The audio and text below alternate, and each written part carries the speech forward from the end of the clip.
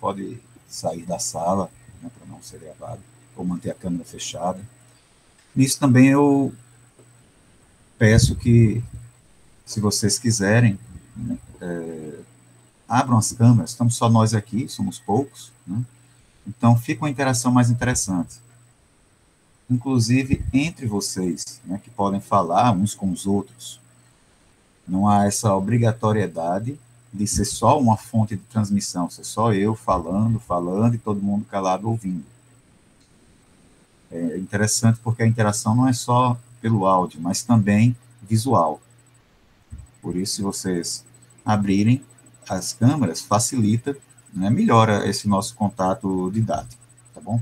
Mas, reconheço, não é essencial. Apenas eu acho muito interessante, a aula corre melhor, eu consigo saber, pela expressão facial de vocês, se algo não vai bem com o conteúdo. Bom, vamos lá, pegando aqui. Controle de constitucionalidade. Opa, desculpa, esse aqui é o slide anterior. Deixa eu voltar. Bom, antes falamos disso. Judiciário e Constituição. Cidadania como integração jurídica. Eu vou começar com essa parte final, esse subtítulo. Cidadania, praticamente, é a própria ideia do Estado de Direito. Quando a gente fala de direito à cidadania em sentido mais restrito, nós estamos falando do direito a votar e ser votado, que está previsto lá na Constituição, quem é que pode votar, quem é que pode ser votado, aí a gente chama de cidadania ativa, cidadania passiva, mas essa é uma fundamentação técnica do que é cidadania. Quando a gente fala em cidadania, ela está muito além da eleição. A eleição, que envolve esse direito a votar, esse direito a ser votado, questão de sufrágio universal, voto secreto, isso aí é uma maneira, é um método de exercício da cidadania. Uma coisa que a cidadania implica. Se eu estou numa república e estou numa democracia e conjugando esses elementos, eu tenho direito a participar da formação da vontade pública, né? Qual vai ser a lei, né? Quem é que vai votar a lei, pode ser um plebiscito, pode ser um referendo, pode ser votação em Câmara de Vereadores, em Câmara de Deputados, o que seja. Se eu participo disso, eu estou sendo um cidadão, eu estou exercendo a minha cidadania. Quando eu digo exercendo a minha cidadania, eu estou evidenciando que é uma forma de exercício da cidadania, não é a cidadania. Tanto que, quando uma eleição é fraudada, quando há abuso de poder econômico e se compram votos, eu não tenho um exercício efetivo de cidadania, que não é cidadania, que é um simulacro de participação cidadã, ele é uma fraude à Constituição. Por isso que o voto em si, ele é essencial para nós podermos dizer que estamos numa democracia. Mas ele não é só porque temos voto que estamos numa democracia. Porque muitas ditaduras convivem com o sistema de voto. O Brasil tinha voto. Desde que você saiba quem pode se candidatar e quem é que vai ser eleito, pode botar voto à vontade, não vai deixar de ser ditadura. Tem que se transferir realmente para o povo essa capacidade de escolha, essa capacidade de decisão. E é isso que nós chamamos de cidadania.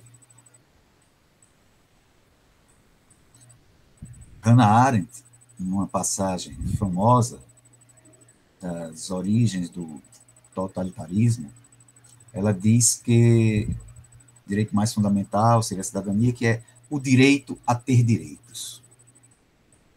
Eu acho que aí ela já foi um pouco além do que a cidadania. Filosoficamente falando, não tem erro algum. Está corretíssimo. O direito a ter direitos é a base de tudo. E é por ser a base de tudo mesmo que não é dentro do universo jurídico, está acima do universo jurídico. É uma prescrição para o universo jurídico. O universo jurídico não pode deixar de dar direitos a ninguém. Desde que, obviamente, estou falando dos direitos fundamentais. Ou seja, esse direito a ter direitos é a própria ideia de morar dentro de um Estado de direito. Como eu já disse a vocês, só há Estado de direito se for democrático, só Estado democrático se for de direito. Todas as questões intermediárias existentes aí são apenas tentativas de legitimar e justificar ditaduras. Ou então de autores até bem intencionados, mas que estudaram e cresceram com a mentalidade jurídica da época da ditadura. Mas assim, tudo é claro, é evidente. Já falamos bastante aqui até sobre o Estado de Direito. Então, a cidadania, se você quiser pensar nesse patamar mais amplo, lembrando que, para mim, o direito a ter direitos é a própria ideia do Estado de Direito. Eu tenho um direito ao Estado de Direito. Agora, isso é uma coisa um pouco poética de se dizer. Por que eu digo poética? Porque você não vai entrar na justiça dizendo eu tenho direito a um Estado de Direito. Mas nós entramos todo dia. Toda vida que você ingressa judicialmente, ou vai para uma negociação, ou vai para uma conciliação, você vai para debater em cima das normas jurídicas do país. É isso que você vai debater, é disso que você vai falar. Por isso que você vai dizer que está num Estado de Direito. E a cidadania seria uma análise, num primeiro momento, quase que sociológica, de sociologia jurídica. É a inserção da pessoa na ordem jurídica. É a inclusão social. Mas não a inclusão social olhada do ponto de vista não menos importante de ter condições de aceder às mesmas oportunidades de qualidade de vida no ambiente onde se encontra. Mas no sentido de poder realmente ter os direitos. O exemplo mais simples é aquela questão de você encontrar uma pessoa em situação de rua, perguntar a ela se ela tem direito à propriedade. Por um milagre, cai um raio do céu, aparece um advogado do lado dela, e esse advogado vai responder juridicamente em nome dela. Ela tem direito à propriedade? Alguém aqui pode me explicar se ela tem ou não direito à propriedade? Eu vou pedir a primeira pessoa que aparece aqui na minha tela. Chama-se Souza, Tainá Souza. Então, Tainá, haveria esse direito para essa pessoa? Vou contar até 3, como não responder, eu vou passar adiante. Nicodemos, você pode responder? Aparece aqui como trabalho, pode ser que não possa, deve estar sem câmera ou sem áudio. Emanuele? Ninguém está online ou não está podendo responder. Tarsila?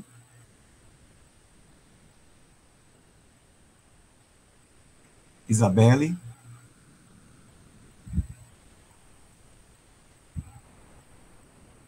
Gabriel? Oi, professor. Oi, Isabelle.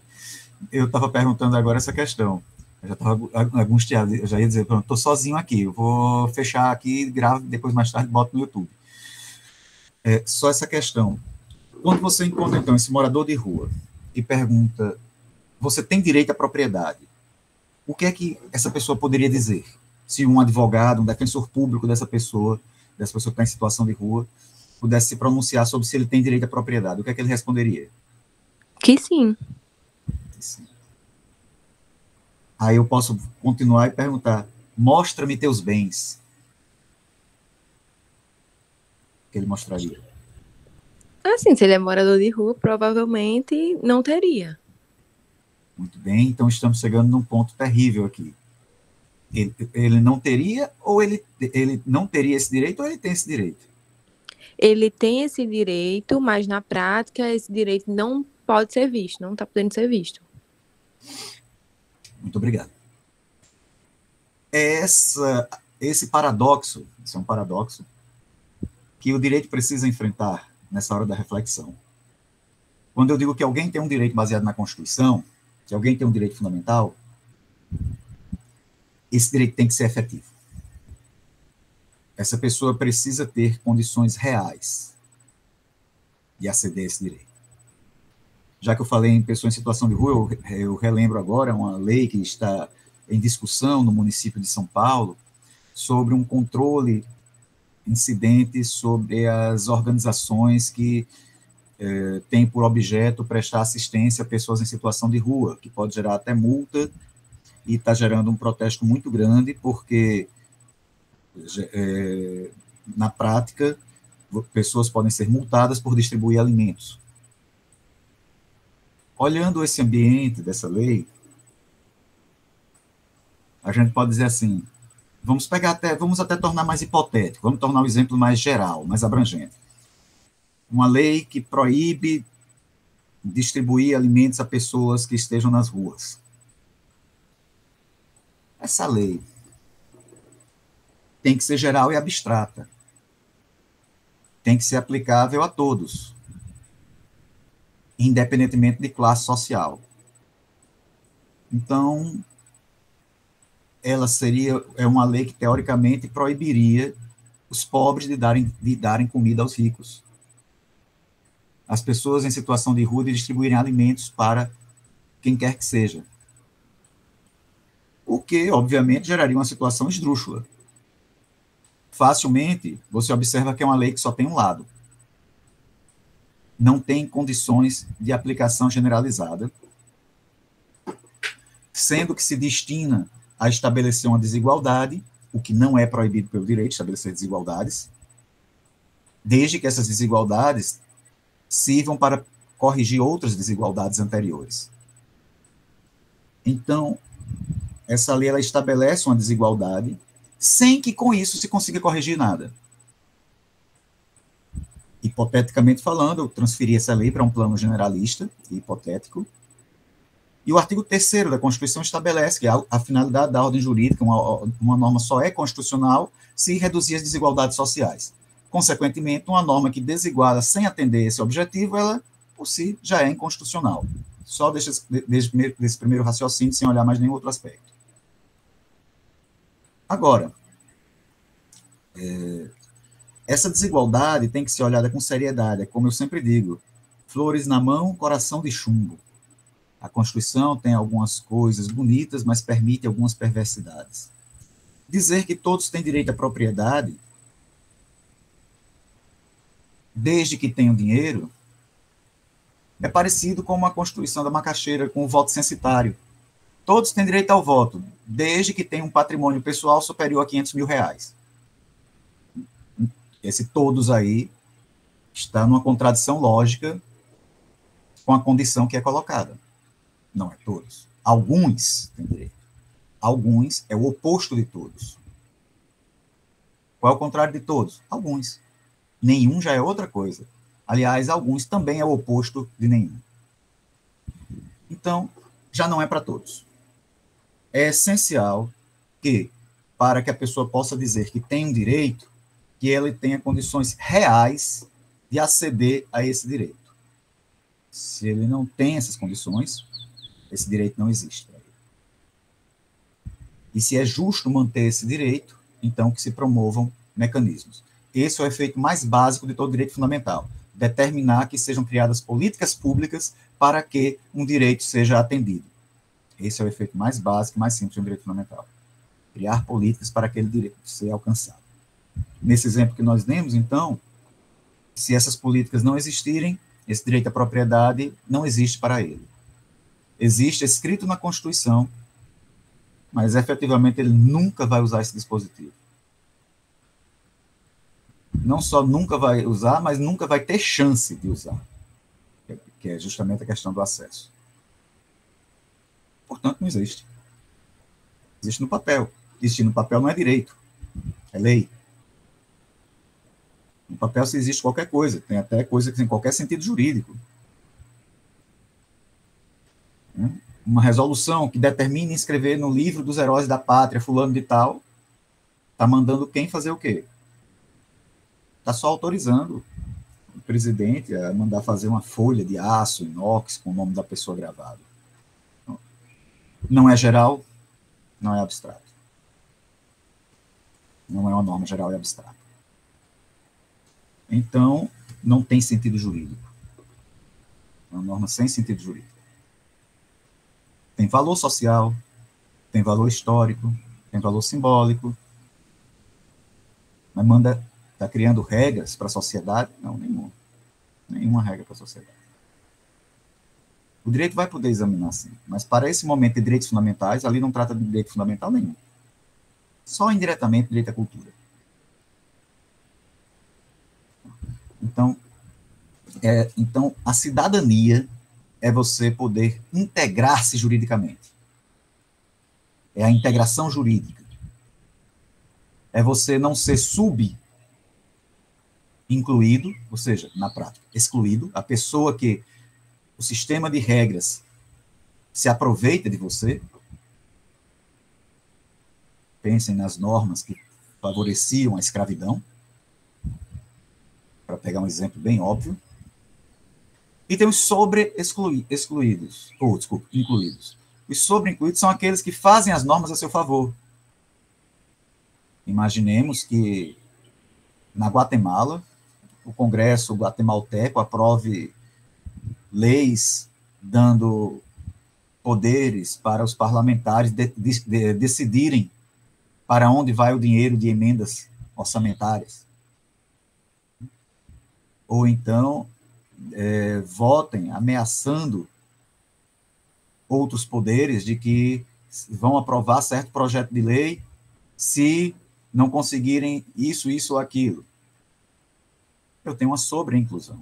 Eu tenho as pessoas fazendo as leis no seu interesse, para que todo mundo que é subordinado àquele sistema sirva como um grande mecanismo para atender seu interesse.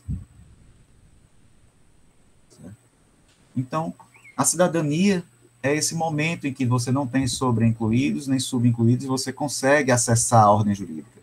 Você tem um direito, e um direito ele só existe, lembra, um direito não existe no papel. Ah, mas é só no papel. É porque não existe. Não é direito, é lei. O direito ele só existe quando é realizado. É que nem a questão da liberdade religiosa. Você só pode dizer que tem direito à liberdade religiosa quando você tem meios de exercer a sua religião, senão você não tem. A religião só existe exteriorizada. Então, é a mesma coisa com relação a qualquer outro direito fundamental. O direito fundamental só existe quando eu exerço ele. Senão, é imperativo que o poder público estabeleça políticas públicas para que esse direito seja alcançado por todos da sociedade. Então, vamos lá. O judiciário participa disso como? Bom, o judiciário é justamente, via de regra, um mecanismo criado para fazer com que pessoas que desviaram da norma jurídica tenham suas condutas, seus atos reconduzidos para o que prescreve o direito. Então, o judiciário tem uma função fundamental nesse mecanismo. A democracia precisa de um poder como o judiciário. Assim como não existe democracia se não houver executivo, e mais ainda se não houver parlamento. Então, o judiciário faz parte desse mecanismo democrático. Na medida em que o judiciário tem a missão, o dever, de entregar a ordem jurídica para o cidadão que alega ter sido atingido, ele está promovendo a inclusão dessa pessoa na ordem jurídica, promovendo que o sub-incluído chegue à ordem e que o sobre-incluído desça e continue participando daquele ambiente. A relação disso com a Constituição. A Constituição é o balizamento maior da ordem jurídica escrita, das leis. O direito, ele aceita a Constituição, tanto que existe a disciplina de direito constitucional. É a lei das leis. Nem todo país tem Constituição. Nem todo país tem Constituição rígida. Nós temos. Isso torna-se um instrumento interessante.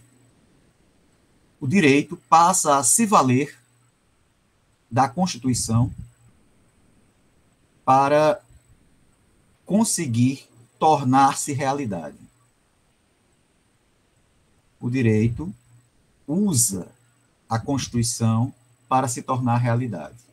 A Constituição não é direito. A Constituição não é direito constitucional. Aliás, o texto constitucional, dentro de si, ele contém pelo menos duas Constituições, a Constituição da União e a Constituição da República Federativa do Brasil. Tem dispositivos ali que não dizem respeito à República Federativa do Brasil, só dizem respeito à União. Concordam comigo? Então, eu tenho ali pelo menos duas Constituições dentro daquele trecho. Norma não é a mesma coisa... Tudo bem, João? Norma não é a mesma coisa que lei escrita. Ah, e não é não? Não, não é. Não se pode chamar alguém formado em direito, não pode chamar uma lei de norma jurídica. Certo? Então, o que eu tenho é uma super-lei, a Constituição, que é uma arma poderosíssima para o direito usar, para ele conseguir se tornar realidade. Ah, e se a lei não trouxer sanção, o direito vai penar. Você não vai deixar de ter direito por conta disso, não. Agora, torne ele realidade, que eu quero ver. Nasce pobre para tornar teus direitos realidade, que eu quero ver. Então, o direito manipula a Constituição, no melhor sentido da palavra, para tornar-se realidade, para que os direitos fundamentais sejam realidade. E o judiciário, ele tem esse compromisso, porque ele é um órgão de política. Ele é um órgão político. Político quer dizer tomar decisões, pela polis. E ele toma decisões. Aliás, essa é a principal função do judiciário, com toda a sua estrutura, os agentes magistrados, os agentes oficiais de justiça, os agentes serventuários, em geral. O papel dessa estrutura toda é decidir.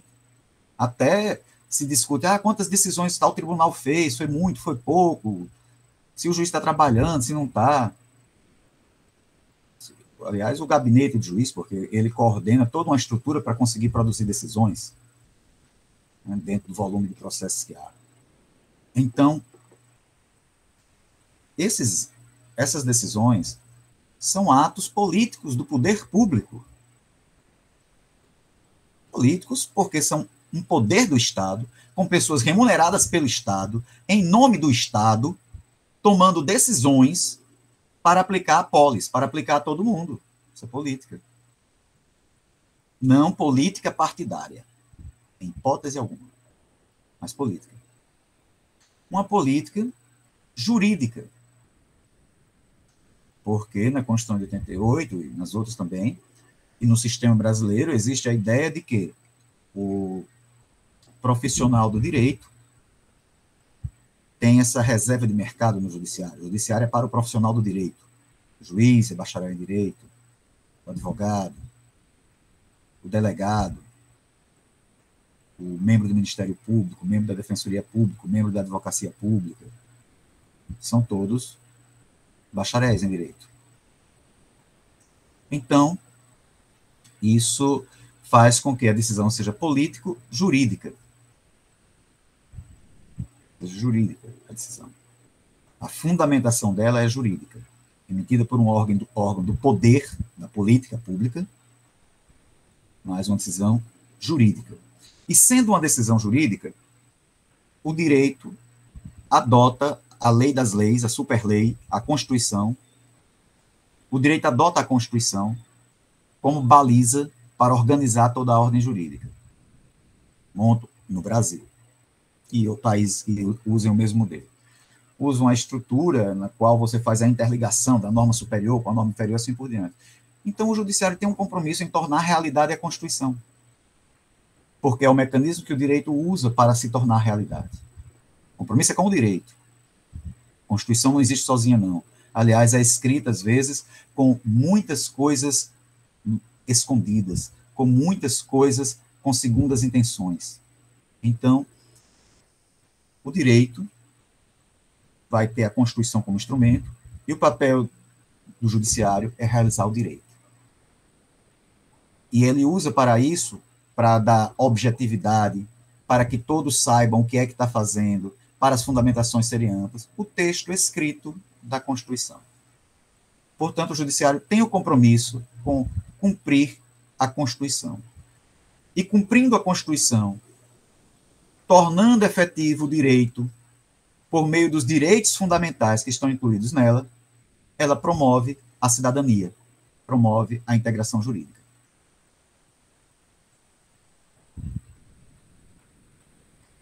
O Judiciário pode fazer isso por sua natureza, pelo que a filosofia do direito esclarece, de que é necessário que haja um poder judiciário para dirimir os conflitos que surgem na sociedade. E esses conflitos, considera-se até hoje, que são inevitáveis. Então, o judiciário tem essa função. A questão maior surge, João colocou uma observação sobre a ideia de Constituição é um álibi. Sim, professor Marcelo Neves fala isso na constitucionalização simbólica. A Constituição álibi é um conceito, mas ele não diz que ela é um álibi. Ela pode ser usada como um álibi. Que isso acontece, o que é uma Constituição álibi? O álibi é quando foi você que pegou a escova de cabelo de fulano. Não fui eu, não, foi. Não, porque na memória eu estava lá não sei onde. Só não façam como um aluno meu, certa vez, que eu disse que ele tinha colado. Por quê? Porque eram duas provas com respostas absolutamente idênticas, até as vírgulas. Né? E aí eu atribuí a nota 0 à questão, não podem me julgar se eu fiz certo ou errado. E ele disse, mas eu não colei. Aí eu já cansado dele insistir que não colou, e a coisa era muito óbvia, eu disse, homem, aí eu disse, a título de encerrar, eu vi você colando, pronto. Aí ele me explicou, não viu não, porque quando eu colei, o senhor estava do outro lado da sala. Não usou um bom álibi, mas o álibi seria essa tentativa. O que é a legislação álibi? É quando eu tenho um sentido latente na norma, ou seja, ele não está expresso, é um sentido latente que é mais forte do que o sentido que está expresso na norma. Então, isso, na verdade, representa o simbolismo, de uma maneira geral, da Constituição, mas na legislação álibi é quando ela é elaborada para, não com o objetivo preciso de fazer com que aquilo que está escrito nela seja realidade, mas com o motivo de alcançar uma outra finalidade com aquela norma. Ganhar voto, negociar com o governo. Como quem diz, você quer que eu vote isso aqui? Tá, eu voto, mas não estou nem preocupado se isso vai ser cumprido, não. Em troca, você me faça isso e aquilo. Outros fatores que não estão colocados.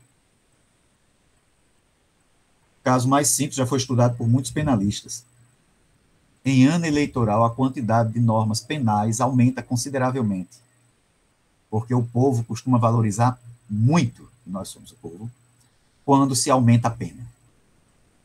Acho que é o certo, que é o bom ser feito, o negócio é aumentar a pena, acaba ficar preso mais tempo. Então, isso é tão certo que todo ano eleitoral são muitas leis penais agravadoras que surgem. Portanto, o Poder Judiciário, dentro desse contexto, ele vai enfrentar algumas dificuldades com relação à legitimidade. Primeiro, quando ele começa a decidir sem tomar por base textualmente, literalmente, o que está escrito. Nós temos uma tradição muito literal de interpretação jurídica. A tradição brasileira ainda é do tempo do Império. Não há exagero meu nessa afirmação. Por que eu digo isso? Porque no tempo do Império, não é porque seja Império, não, estou falando de correntes jurídicas, nós ainda não tínhamos chegado à separação entre texto e norma, que só vem na segunda década do século XX, com Hans Kelsen. Então, lei era direito. O que tivesse escrito é o que valia, e pronto. E aí você tinha uma interpretação muito literal. Em hermenêutica jurídica, introdução ao direito, vocês já devem ter estudado essa evolução. E o que nos chega hoje em dia é que há uma dificuldade em aceitar que o judiciário vá além do que está textualmente escrito. Há essa dificuldade. Naturalmente gera críticas. E o judiciário, por sua vez, como não é formado, principalmente o Supremo, que serve de baliza para esse assunto que eu estou falando agora, não é formado com pessoas gabaritadas para isso. De maneira muito clara. Nenhum dos ministros do Supremo concluiu a graduação em Direito ou sua pós-graduação, quem tiver. Só um lá, mas não quero nem pensar nele. Quando já existia a teoria dos princípios jurídicos, dos direitos fundamentais como princípios, do Robert Alexi, que foi muito usada, ainda é muito usada. Esse pessoal não sabe utilizar por formação. Aprenderam depois do jeito que puderam. Certo? É como surgir uma nova técnica cirúrgica por laparoscopia e um médico ir fazer a cirurgia, sendo que ele nunca usou aquele instrumento ali, mas ele diz que sabe. E vai tentar usar. É um risco muito grande. Concordam? É o que se faz no Brasil. Isso abrange uma parcela considerável de magistrados, desembargadores. É um problema.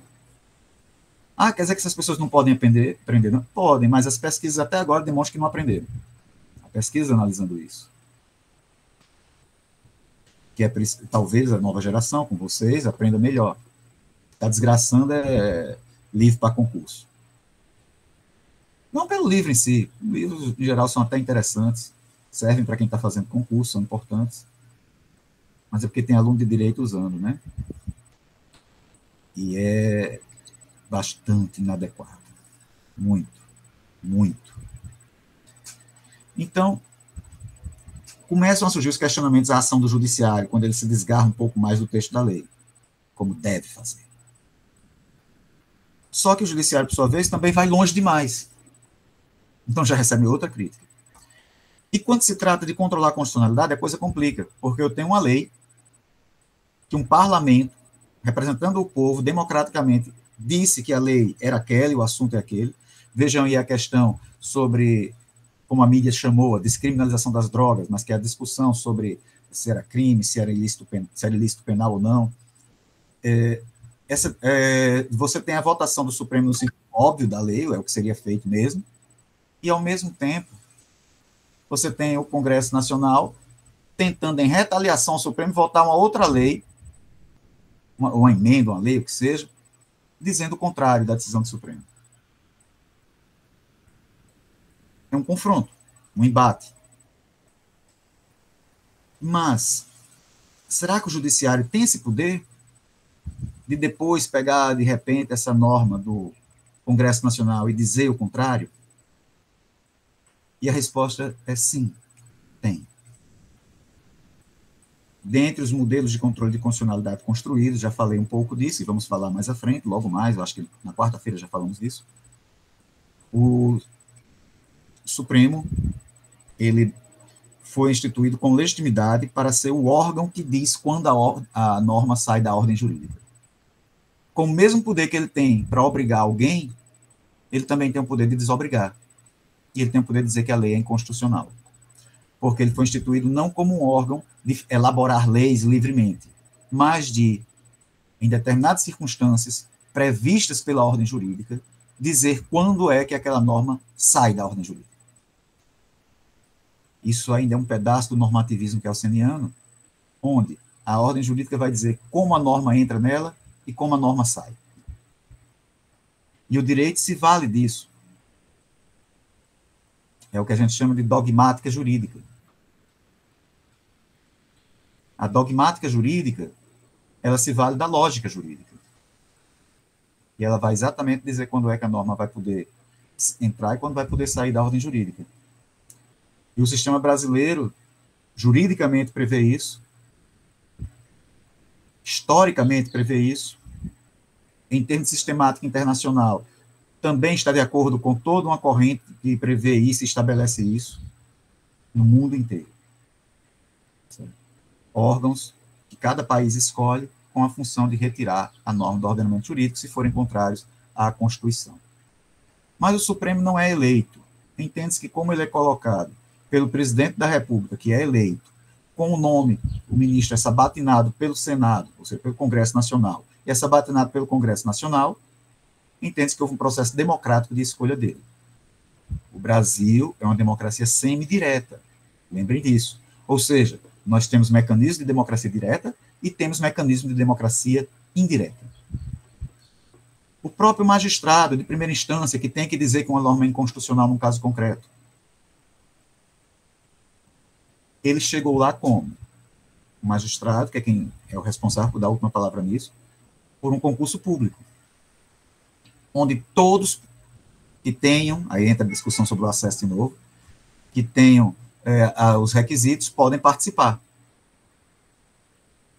Esse concurso, portanto, é mais democrático do que eu escolher me candidatar a vereador e ser eleito. Onde a gente sabe que, na prática, é preciso recursos financeiros, acordos com determinadas pessoas, e o judiciário é composto por uma abertura à população que preenche os requisitos. Isso, por si só, já é um caráter democrático, que vai ter uma comissão que vai analisar as provas. Cabem muitas críticas ao processo de seleção de magistrados no Brasil. Não tem sido melhor, antes o contrário. Mas vai passar por tudo isso. Você tem a presença até da OAB no concurso, que é uma autarquia especial de fiscalização de profissão liberal. E a OAB também tem esse sentido de estar representando o povo ali, do mesmo jeito que a OAB pode entrar com ação direta de inconstitucionalidade, ou seja, ela fiscaliza a democracia. Se vocês pegarem a lei 8.906, o Estatuto da Advocacia e da OAB, vocês vão ver essa missão da OAB de defender os direitos humanos, de defender a democracia. Então, isso dá um caráter democrático, político e público a quem vai ocupar esse cargo. Dentro da administração pública, o advogado público é quem faz esse papel. Mesma coisa no concurso. O concurso também segue esses mesmos parâmetros. Então, eu tenho a advocacia pública, eu tenho a magistratura, tenho os assessores jurídicos do Congresso Nacional, mas a advocacia pública ela também cuida do Congresso Nacional. Então, eu tenho uma série de mecanismos que garantem essa democracia, essa legitimidade do judiciário para poder se opor a uma lei. Sobre acesso à justiça, eu falei na última aula, no nosso último encontro, quando mencionei o artigo 5º, inciso 35 da Constituição, e, em síntese, a ideia foi de que não se deve olhar acesso à justiça como grau de acessibilidade do judiciário. Acesso à justiça é amplo e vai além do judiciário. Se dá no legislativo, se dá no executivo, se dá sempre que eu tiver uma ordem justa sendo colocada. E se dá também no judiciário. Mas o que eu tenho aí, na verdade, é a regra, o pessoal chama de princípio, todo mundo quer chamar de princípio. Não, o que está no artigo 5º, inciso 35, é uma regra. Regra de inafastabilidade legal da prestação jurisdicional. Diz assim: a lei não excluirá da apreciação do Poder Judiciário lesão ou ameaça ao direito. Certo? A lei não pode excluir. Mas o cidadão pode. Sofri uma lesão. Eu entro na justiça se eu quiser. E se eu entrar, sendo direito disponível, eu posso, inclusive, desistir da ação. Posso. Desisto da ação e pronto. Não quero mais. Quero criar confusão, não. Pronto, sabe? Desisto. Excluir do judiciário. O judiciário vai fazer o quê? Nada. Não tem que se meter, pelo contrário, vai ficar contente que é uma ação a menos no meio do volume que tem.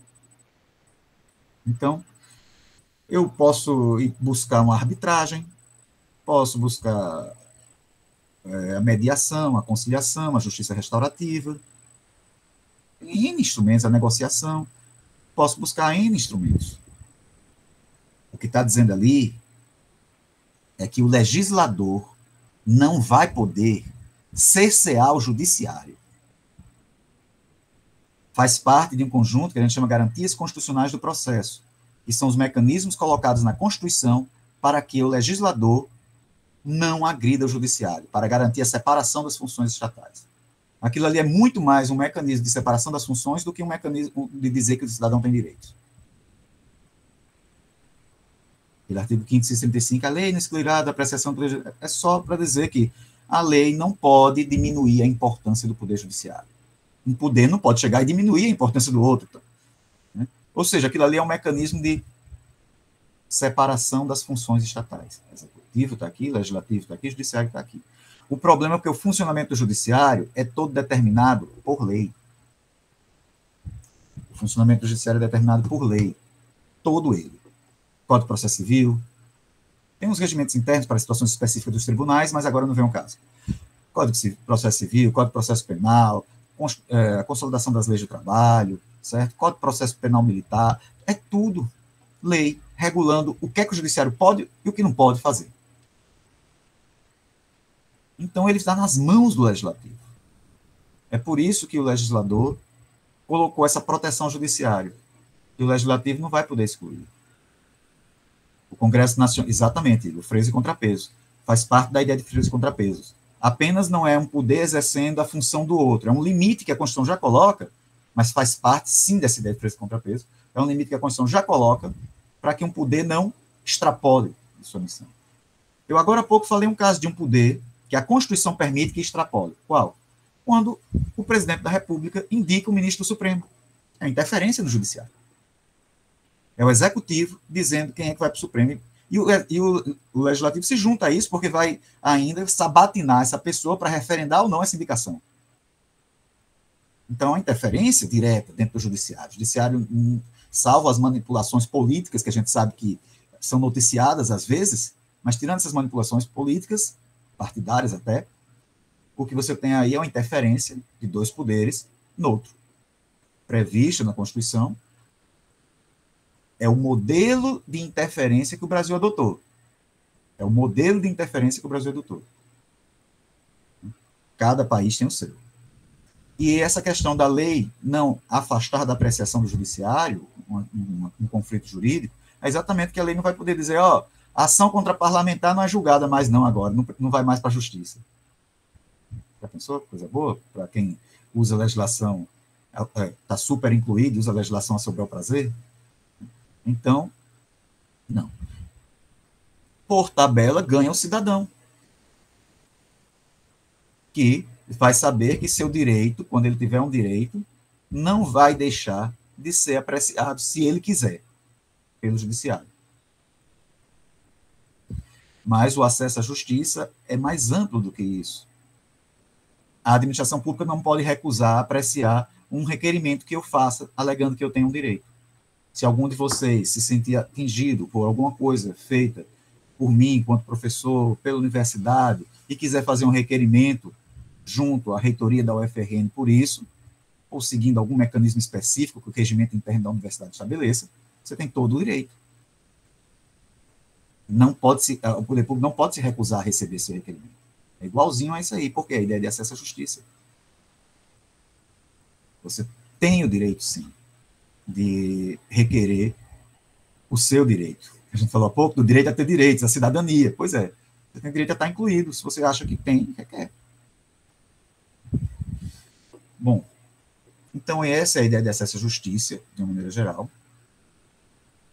E eu já falei, logo no início, sobre essa questão do judiciário no quadro da política estatal. Ele é um poder do Estado, poder executivo, poder legislativo, poder judiciário. E isso é a política pública, desculpem, é a política de Estado do Brasil. É como nós somos organizados, é como o modelo brasileiro foi. Não botou 4 poderes, não botou 5, nem 2, botou 3 poderes, que a gente sabe que é um poder só, poderes é o nome que foi dado historicamente. Então, todos esses três grandes órgãos, e esses órgãos vão ali exercer o poder público, ou seja, fazer a política pública acontecer, a política da Constituição acontecer. Gente, estou atingindo o horário que eu gostaria, mas como eu acredito que já falei desse supremacia e supralegalidade mais de uma vez em sala de aula, nem que seja indiretamente, eu vou fazer um rápido resumo. Se vocês tiverem dúvida, vocês perguntam. Supremacia e supralegalidade são atributos da Constituição. E para a gente poder entender o controle de constitucionalidade, eles são fundamentais. A supremacia diz respeito ao conteúdo, o conteúdo da Constituição. O que é que ela diz? A supremacia diz respeito ao fato dela comandar o conteúdo que deve ter em qualquer norma no Brasil. Não posso ter um decreto racista, não posso ter uma lei racista e assim por diante, porque a Constituição proíbe o racismo. Então, não posso ter isso. É a supremacia do que está escrito na Constituição, do conteúdo. E a supralegalidade é uma questão mais formal, mas não menos importante. O direito organizou a ordem jurídica a partir de ideais racionalistas, iluministas, num esquema de normas constitucionais, normas comuns ou ordinárias e normas regulamentares. Essa manda nessa, que manda nessa. Pronto. Então, esse silogismo aqui leva a que todo o procedimento de elaboração das leis se subordina à lei superior. Quem é que pode fazer lei? Quem é que pode ter iniciativa de lei? Está escrito na Constituição. Quem é que pode declarar inconstitucional uma lei? Está escrito ou entendido por questões jurídicas. Lembrem, a gente obedece o direito, e o direito diz que no Brasil a gente temos um controle chamado controle difuso. O que não está escrito na Constituição, não percam tempo procurando, nem tem autor que se dedica a isso, sabe? Tem autor que se esforça para extrair leite de pedra. Perda de tempo. É porque o direito quer que seja assim. Então, a norma constitucional, ela disciplina como tudo vai acontecer. Quantos procedimentos diferentes para elaborar lei existem? Ordinária, complementar, lei delegada, medida provisória. Como é que é para elaborar essa lei? Qual é a maioria? Maioria absoluta? É uma emenda constitucional. Opa, maioria de 3/5. Né? Como é que vai funcionar isso? 2 votações da emenda constitucional em cada casa legislativa. Então, a Constituição disciplina o procedimento de elaboração das leis e a hierarquia entre elas. Isso é a supralegalidade constitucional. Certo? Bom, pessoal, com isso eu fico com a minha consciência tranquila para, no nosso próximo encontro, tratarmos da conformação dos direitos na Constituição de 88, onde eu vou falar rapidamente sobre proporcionalidade, lembrando que eu não adoto mais essa ideia hoje em dia, essa ideia de proporcionalidade, mas entendo que ela tem suas horas em que é didática e auxilia muito a compreensão do conjunto de direitos fundamentais que nós temos na Constituição. Então, eu vou explicar fazendo a visão crítica sobre o porquê é que há outra forma de pensar a ser utilizada. Porque então não vai demorar muito, esse ponto 4, vai ser na próxima aula já, para que nós possamos chegar neste ponto 5 aqui, que vocês têm aí, onde nós abordaremos efetivamente o controle de constitucionalidade, né, no Brasil. Okay. Gostaria de saber, neste instante, se apresentais dúvidas em relação a tudo que nós falamos aqui.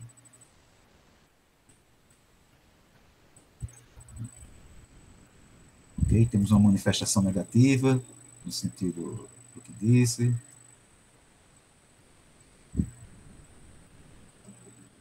Estou só vendo se vocês mandaram alguma coisa. Mas, perfeito. Também disse que está tudo certo, ok. Mas, pessoal, então, muito obrigado por esse encontro de hoje, certo? E quarta-feira que vem, nós nos encontramos, como foi previsto, às 7, viu? Nessa semana, não, é 7h30 que a gente se encontra, né? Vamos manter 7h30. Ajuda mentalmente a organizar, e vocês já estão com menos contatos, então, menos compromissos na universidade, na verdade, então já facilita. Então, a gente se encontra na quarta-feira, às 7h30, para 4 horários.